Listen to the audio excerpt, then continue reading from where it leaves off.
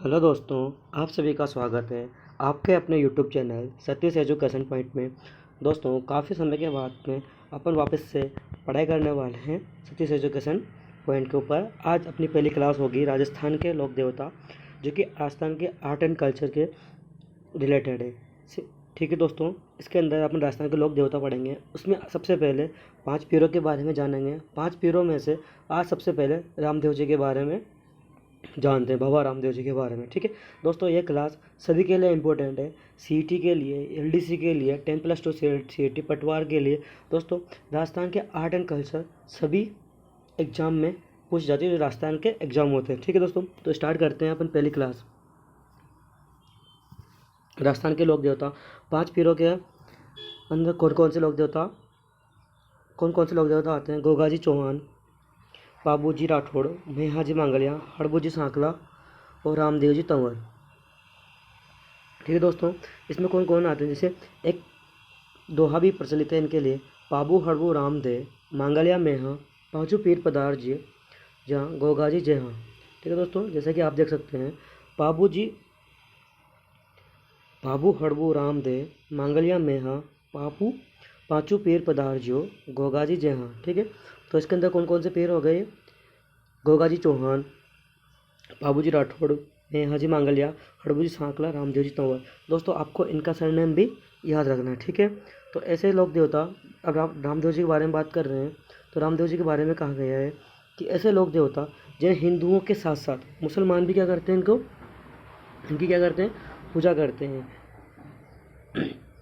और सबसे पांचों पीरों में सबसे मुख्य पीर कौन है? रामदेव जी है। पांचों पीरों में मुख्य पीर कौन से हैं? रामदेव जी को बताया गया है। ठीक है, रामदेव जी के बारे में बात करते हैं। रामदेव जी के लिए कथन कहा गया है कि मैं तो पीर हैं और थे तो पीरा के पीर। मैं तो केवल पीर हाँ और थे हो पीरा के पीर। एक कथन किसके लिए कहा गया है? रामदेव जी के लिए कहा गया है। दोस्तों, आगे चलते हैं। रामदेव जी के उपनाम कौन कौन से हैं? रूणी जरा धनिया, नेतल दा भरतार। अब इनको नेतल दा भरतार क्यों कहा गया है? नेतल दा भरतार इसलिए कहा गया है क्योंकि नेतल इनकी पत्नी का नाम था। रामसा पीर कहा गया है। रामसा पीर कौन बोलते थे? इनको मुसलमान बोलते थे। इनको द्वारका नाथ कहा गया है।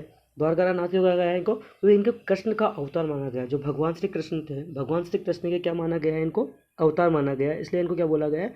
द्वारका नाथ बोला गया है। और रामदेव जी को अर्जुन के वंशज बताया गया है।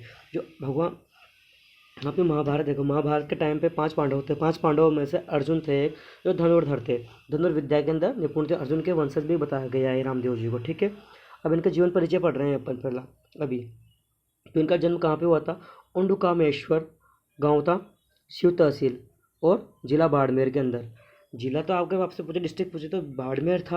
अगर तहसील पूछे तो शिव तहसील है। और आपको कंफ्यूज नहीं होना है कि नई आर्ट कल्चर या पुरानी आर्ट कल्चर है, नए डिस्ट्रिक्ट के अनुसार है, पुराने डिस्ट्रिक्ट के अनुसार है।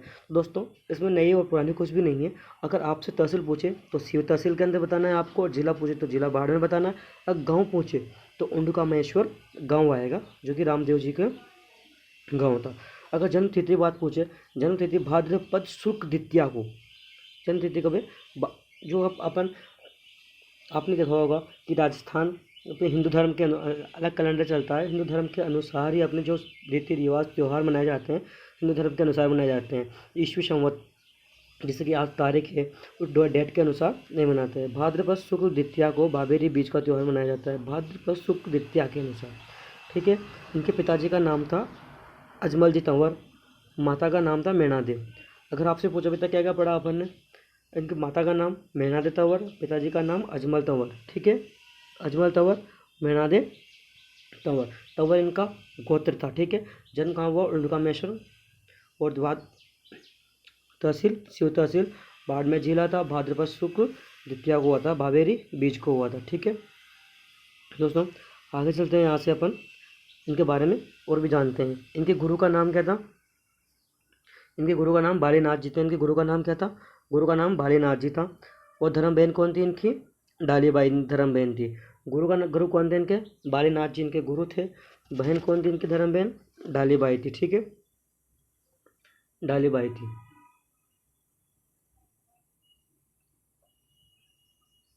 ठीक है। और इनकी जो बहन थी उनकी बहन का नाम क्या था, सुगना था। इनकी जो एक बहन थी उनका बहन का नाम क्या था, सुगना था, ठीक है। रामदेव जी डालेबाई अछूत हरिजन महिला की बहन बनाया था, जो कि डालेबाई थी। उनकी जी रियल बहन थी, रियल बहन का नाम क्या था, सुगना था, ठीक है। रामदेव जी एकमात्र ऐसे लोक देवता जो साथ साथ में कहते हैं कवि भी थे। लोक देवता होने के साथ साथ क्या थे, ये कवि भी थे, मतलब कविताएं भी लिखते थे। इनकी जैसे 24 वाणियाँ क्या है, इनकी एक कविता है। इनकी प्रमुख रचना रचना के अंदर क्या आता है, इस 24 वाणियाँ इनकी क्या है, एक प्रमुख रचना के अंदर आता है। 24 वाणियाँ रामदेव जी क्या है, प्रमुख रचना आती है।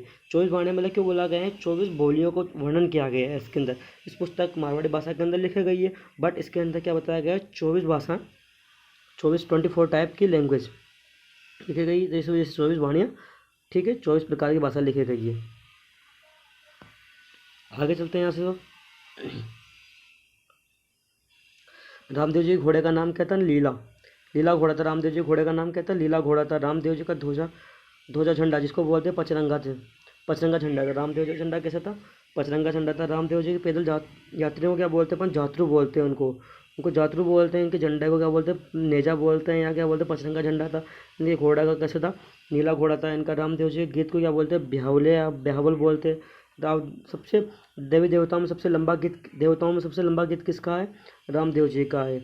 और देवियों में बात करते हैं, झीण माता का गीत सबसे लंबा है। देवताओं में बात करें रामदेव जी का है, और देवियों में बात करें झीण माता का गीत सबसे लंबा है। रामदेव जी के जो जागरण होते हैं रात्रि, वो जम्मा या जागरण कहा जाता है। जो रात्रि के अंदर जागरण किए जाते हैं, जैसे किसी देव देवताओं को प्रसन्न करने के लिए उनके भजन किया जाता है रात्रि के अंदर, को जम्मा या जागरण कहा जाता है, ठीक है। रामदेव जी के मंदिर को देवरा कहा जाता है। जैसे मंदिर होते हैं, मंदिर बोलते हैं, रामदेव जी को मंदिर को क्या बोलते हैं, देवरा बोलते हैं। लोग देवी देवताओं के कच्चे मंदिर स्थानों को थान कहा जाता है। जैसे कि मंदिर बना होता है, मंदिर को तो अपन देवरा बोलेंगे। जैसे कच्चा स्थान है, और कच्चे स्थानों को क्या बोलेंगे अपन, थान बोलेंगे, थान कहा जाता है उनको, ठीक। कच्चा स्थान मतलब जैसे कि मिट्टी से बना हुआ है, उसको क्या बोलते हैं, थान बोलते हैं। रामदेव जी जो मेघवाल जाति के भक्त हैं उनको रिखिया कहा जाता है, जी रिखिया। आपसे क्वेश्चन पूछे गए हैं, क्वेश्चन रिखिया कैसे कहते हैं, मेघवाल जाति के भक्तों को क्या बोलते हैं, रिखिया बोलते हैं। क्या बोलते हैं, मेघवाल जाति के भक्तों को रिखिया बोलते हैं, ठीक है। आगे देखते हैं। रामदेव जी का प्रतीक चिन्ह पगलिया। रामदेव जी की मूर्ति देख कि नहीं, पगलिया के उनके जो पद चिन्ह होते हैं, पद चिन्ह की पूजा की जाती है, पगलिया बोलते हैं उनको, जिनकी पूजा की जाती है। रामदेव जी ने जैसलमेर में एक स्थान पर सातलमेर स्थान पर भैरव नामक राक्षस का क्या किया था, वध किया था या अंत किया था उनका, ठीक है। मारवाड़ के शासक राव मल्लिनाथ जी ने रामदेव जी में पोखरण में जैसलमेर जाके सौंपे थे। रामदेव जी कहाँ के थे, मारवाड़ के थे। वहाँ पे उनके जैसे उस टाइम के उनके शासक कौन थे, जो वहाँ पे मारवाड़ पे शासक करते थे, मल्लिनाथ जी। मल्लिनाथ जी ने रामदेव जी को क्या दिया था, पोखरण की जागीर क्या दी थी उनको, जैसलमेर में अंदर सौंपी थी, ठीक है। रामदेव जी ने हिंदू धर्म के लिए क्या चलाया था, शुद्ध आंदोलन चलाया था। उस टाइम पे क्या हो रहा था, जो कि मुसलमान आक्रांताओं ने हिंदुओं को क्या किया था कि मुस्लिम बनने के लिए प्रेरित कर रहे थे, बट उसके लिए रामदेव जी ने क्या चलाया, शुद्ध आंदोलन चलाया था, ठीक है। रामदेव जी द्वारा एक पंथ चलाया गया था, उस पंथ को क्या बोलते हैं, कामड़िया पंथ बोलते हैं। रामदेव जी ने कौन सा पंथ स्टार्ट किया था, कामड़िया पंथ स्टार्ट किया था, कामड़िया पंथ, ठीक है। याद रखना, रामदेव जी ने कौन सा पंथ, स्टार पॉइंट लगा लेना, कहीं एग्जामों में क्वेश्चन पूछा गया है, ठीक है दोस्तों। रामदेव जी शुद्धि आंदोलन चलाया, कामड़िया पंथ चलाया था इन्होंने, ठीक है। इस पंथ में महिलाएं रामदेव जी की आराधना देवताओं को प्रसन्न करने के लिए आराधना बोलते हैं। उनकी आराधना में 13 ताली नृत्य करते हैं। 13 ताली नृत्य होता है जो 13 मंजिलों के साथ में किया जाता है। किसके साथ किया जाता है, 13 ताली नृत्य किया जाता है। 13 ताली नृत्य का उद्गम देखा जाए तो पादरला गाँव पाले के अंदर हुआ था। और 13 ताली की प्रसिद्ध नृत्यांगना कौन है, मांगी बाई। अगर आपसे पूछ ले 43 की प्रसिद्ध नृत्यांगना कौन है, मांगी बाई है। और इसका स्थान उद्गम स्थल कहाँ पे है, पादरला गाँव पाली है। और रामदेव जी की बात करें तो 13 ताल नृत्य होता है, 13 मंजीरें बांध कर क्या किया जाता है, ये नृत्य किया जाता है दोस्तों। आगे चलते हैं यहाँ से अपन थोड़ा सा रामदेव जी के बारे में थोड़ा सा और जानते हैं। रामदेव जी का सबसे बड़ा मंदिर कहाँ पे, रूणीजा रामदेवरा। रूणीजा के अंदर रामदेवरा कहाँ है, जैसलमेर के अंदर।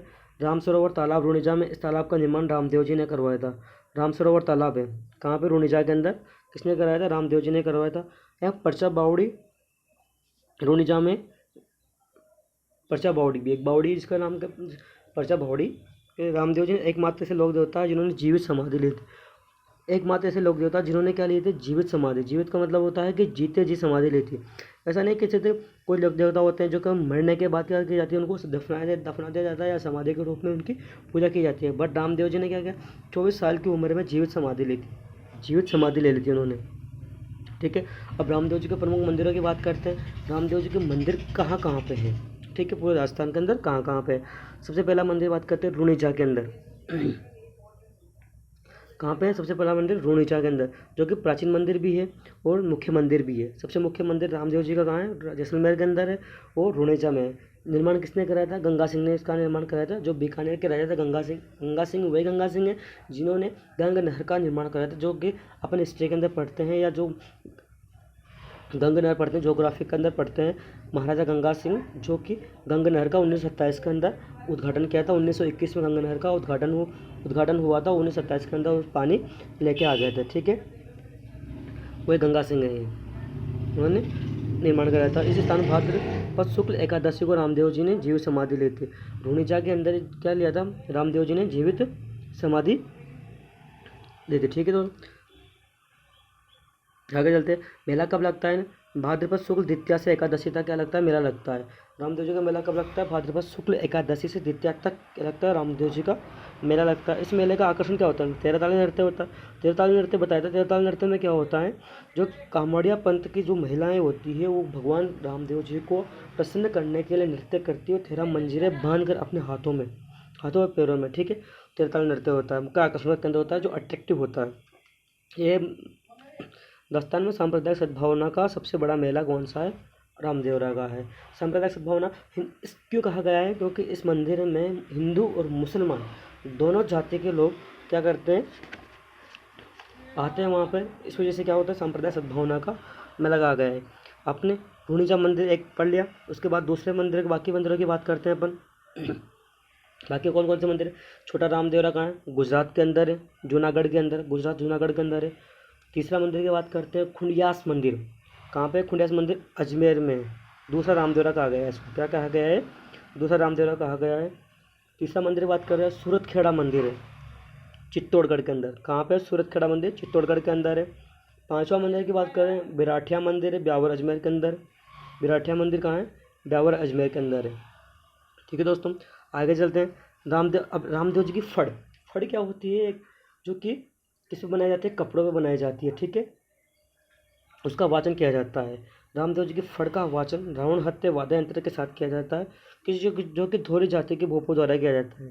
कौन से, थोरी जाति के भोपों द्वारा किया जाता है, थोरी जाति के भोपों द्वारा किया जाता है। सबसे पहले फड़ क्या होती है, फड़ होती है जो किसी लोक देवता या देवियों का क्या चित्रांकन रूप में करके एक कागज पे बनाए जाते हैं, जिसे क्या कहते हैं, फड़ कहते हैं। और पिछवाइयाँ, फड़ और पिछवाइयों में अंतर याद रखना। पिछवाइयाँ किसे कहते हैं, जो कि भगवान के पीछे एक कपड़े पे क्या बनाई जाती है, पिछवाई बनाई जाती है, जिनके चित्रांकन बनाए जाते हैं, आकृतियाँ बनाई जाती है, जो भगवान के पीछे लगाए जाते हैं, उनको पिछवाइयाँ कहते हैं। ठीक है, जो कि नाथ द्वारा की प्रसिद्ध होती है, जो ज़्यादातर भगवान श्री कृष्ण की प्रसिद्ध है। ठीक है, जब अब फड़ क्या होती है, फड़ जैसे कि अभी लेटेस्ट फड़ कोरोना की बनाई गई थी, अमिताभ बच्चन की फड़ बनाई गई है। ठीक है, फड़ लोग देवी देवता बनाते हैं, लोग देवी देवताओं को कपड़े बनाए गए, फड़ क्या होती है, लोग देवी देवताओं के कपड़े बनाए गए चित्रों को क्या कहते हैं, फड़ कहते हैं। क्या कहते हैं उनको, फड़ कहते हैं। समझ में आ गया फड़ क्या होती है। आगे चलते हैं, फड़ चित्रण कहते हैं। अब रामदेव जी के ब्यावले गीत तंदूरा वाद्य यंत्र के साथ गाए जाते हैं। अब इनके ब्यावले होते हैं किसके साथ, तंदूरा वाद्य यंत्र होता है, तंदूरा वाद्य यंत्र के साथ में गाए जाते हैं। अब समाधि इनकी ली थी, समाधि लोग रामदेव जी ने समाधि ली थी। कब ली थी उन्होंने, रामदेव जी ने एकादशी के दिन समाधि ली थी। उन्होंने जीवित समाधि ली थी पोखरण में, जैसलमेर के अंदर, जहाँ पे रूणीचा में उनका मुख्य मंदिर है। उनकी बहन जो डालीबाई थी, उनकी बहन थी, जो कि कौन सी जाति की थी, रिखिया जाति की, जो कि डालीबाई बताया था कि कौन सी हरिजन अछूतक महिला थी, हरिजन अछूतक महिला थी, उनको क्या बनाया था, बहन बनाया था। इन्होंने रामदेव जी से एक दिन पहले समाधि ली थी, 10वें को समाधि ली थी। समाधि की बात करते हैं, डालीबाई ने भूमि समाधि ली थी 10वें के दिन, रामदेव जी की समाधि लेने से ठीक एक दिन पहले समाधि ली थी, जबकि रामदेव जी ने एकादशवें को समाधि ली थी। ठीक है, रामदेव जी के मंदिर में क्या चढ़ाए जाते हैं, कपड़े के घोड़े चढ़ाए जाते हैं, क्योंकि रामदेव जी को अगर आपने सुनी कहानी, तो रामदेव जी को कपड़े घोड़े चढ़ाए जाते हैं। रामदेव जी ने बचपन में क्या किया था, कपड़ा घोड़े क्या किया था, उड़ाया था। ठीक है, है ना। कपड़े घोड़े चढ़ाए जाते हैं रामदेव जी को। मसूरिया पहाड़ी जोधपुर में रामदेव जी का बालीनाथ जी का मंदिर बना हुआ है। बालीनाथ जी की बात करते हैं। बालीनाथ जी कौन है? बालीनाथ जी रामदेव जी के भाई थे। अपन ने इनका जीवन परिचय पढ़ा था, उसमें बताया था। तो दोस्तों आपको रामदेव जी के संपूर्ण जीवन परिचय के बारे में और इनके मंदिर कहाँ पे हैं और इन्होंने इनका ये कौन कौन से आराध्य देवता हैं, इनके भजनों को क्या बोलते हैं, इनके फड़ है, फड़ रावण हत्ता वाद्य यंत्र के साथ में गाई जाती है और इनके ब्याहुले होते हैं इनके। ठीक है दोस्तों, तो आपको रामदेव जी के बारे में जो इन्फॉर्मेशन थी कैसी लगी, आपको कमेंट सेक्शन के अंदर जरूर बताना है और इस क्लास को अधिक से अधिक अपने दोस्तों के साथ में शेयर करना ताकि इस क्लास का बेनिफिट उनको भी मिल सके। वैसे ही आगे क्लास के अंदर अपन पढ़ेंगे, जैसे कि 5 वीरों के बारे में बात की थी, तो रामदेव जी के बारे में हो गया, पाबूजी राठौड़ के बारे में, मेहाजी मांगल्या के बारे में, हड़बूजी सांकला के बारे में और गोगा जी के बारे में अगली क्लास के अंदर अपन डिस्कस करेंगे। दोस्तों अगर आपको क्लास अच्छी लगी है तो चैनल को सब्सक्राइब कीजिए और बेल आइकन को प्रेस करिए ताकि आपको इसके रिगार्डिंग लेटेस्ट नोटिफिकेशन मिलता रहे। थैंक यू सो मच दोस्तों।